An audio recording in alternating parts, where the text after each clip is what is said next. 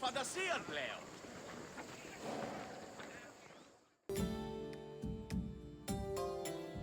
Hello, Wanderer. May I introduce you to the Keramikos, the kiln that warms all of Athens' pottery. The art produced here is some of the most beautiful in the Greek world. I envy the potter's skills, though I'm not quite as envious of their clay-stained hands. It's bad for the nails. The Keramikos was a special neighborhood in Athens, where potters created vases and containers that stood all over Greece. This tour will take you through the elaborate process needed to turn something as simple as muddy clay into ornate perfume vases and gilded wine cups. Come find me when you complete your visit, and we can talk more about what you've learned.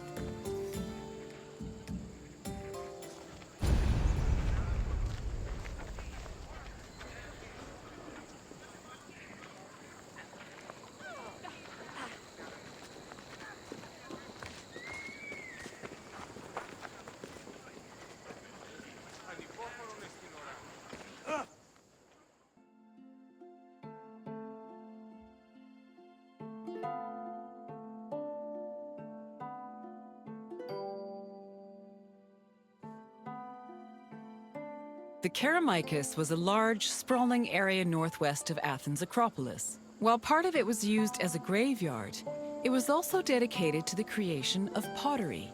The Keramikos was so significant to the art form that its name lives on in the word ceramics. Perhaps drawn by the river, potters moved into the area and formed their own bustling community. It's believed that by the end of the 5th century BCE, hundreds of thousands of pottery vessels had been made in Athens, including everything from heavy, undecorated cooking pots to delicate and beautiful containers reserved for the most precious oils. Sadly, only around 1% of these works survive today, some only in small fragments.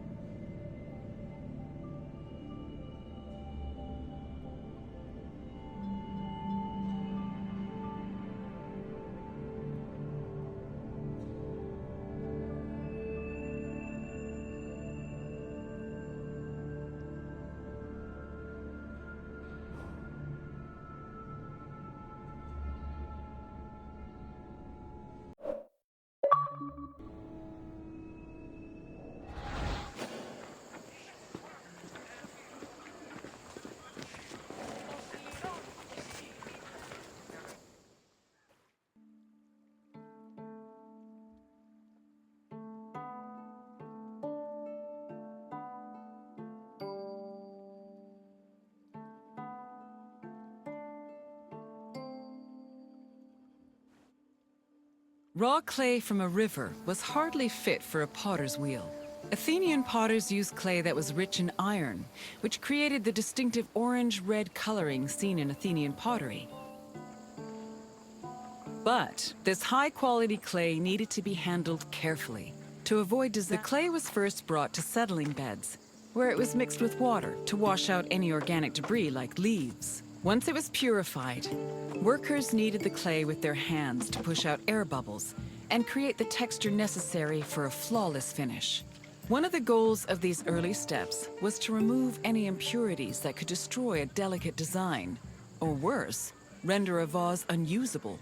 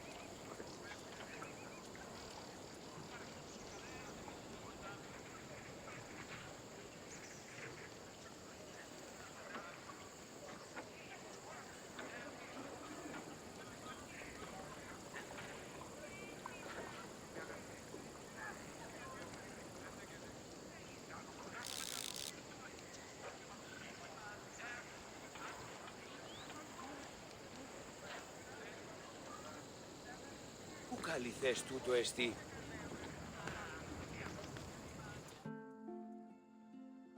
Once the clay was cleaned, it was up to the potter to shape it into a vase by spinning it on a wheel or pressing it into a mold. Their choice depended on what shape they wanted for the vase, but they also considered the possible scope of its decoration. Potters did not work alone. A workshop might have had many people working together on different aspects of production. Potters collaborated with many different painters for decorating their creations. Some of these painters even became potters themselves. All in all, a single vase could be worked on by many different artists, with each one focusing on a different aspect of its design.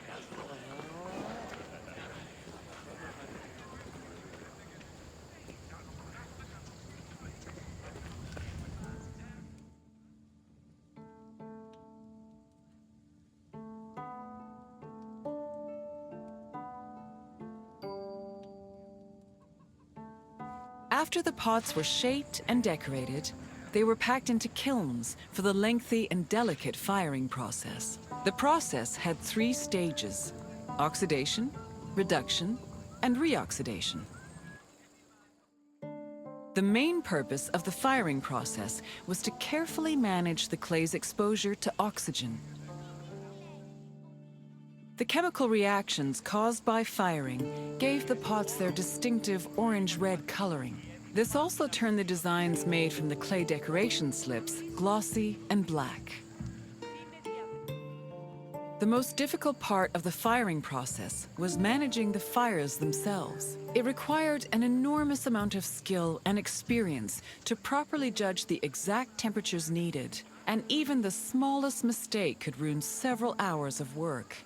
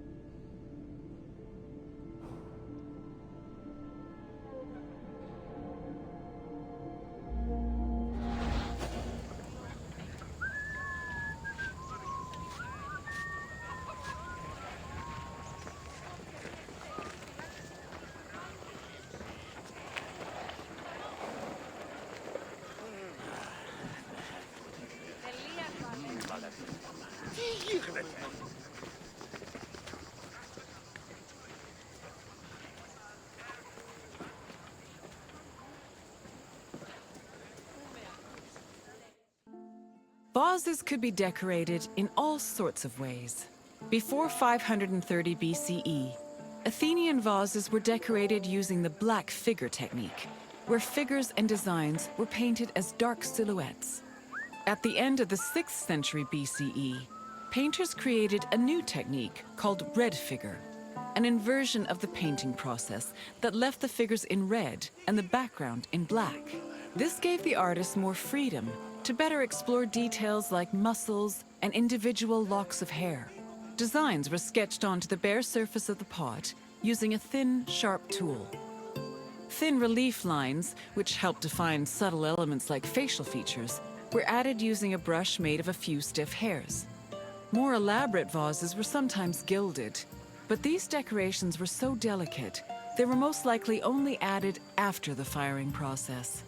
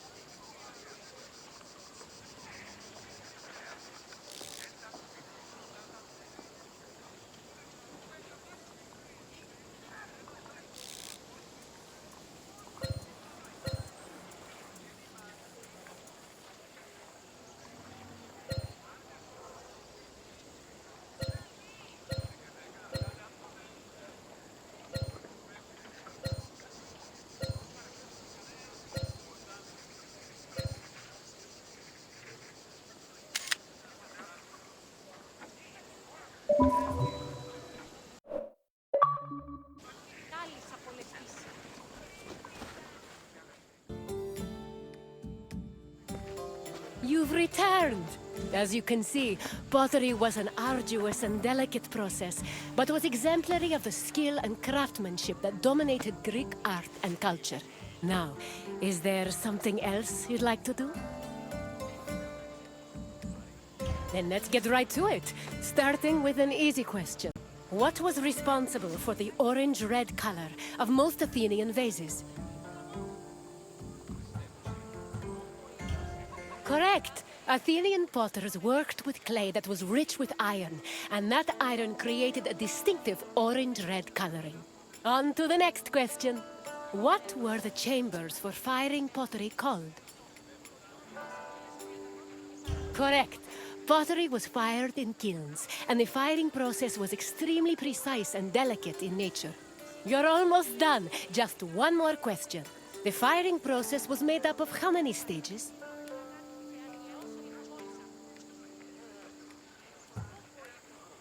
Correct. The 3 stages of the firing process were oxidation, reduction, and re-oxidation. You know your pottery. Well done, Wanderer. Then we must part ways, at least for now. Farewell, Wanderer.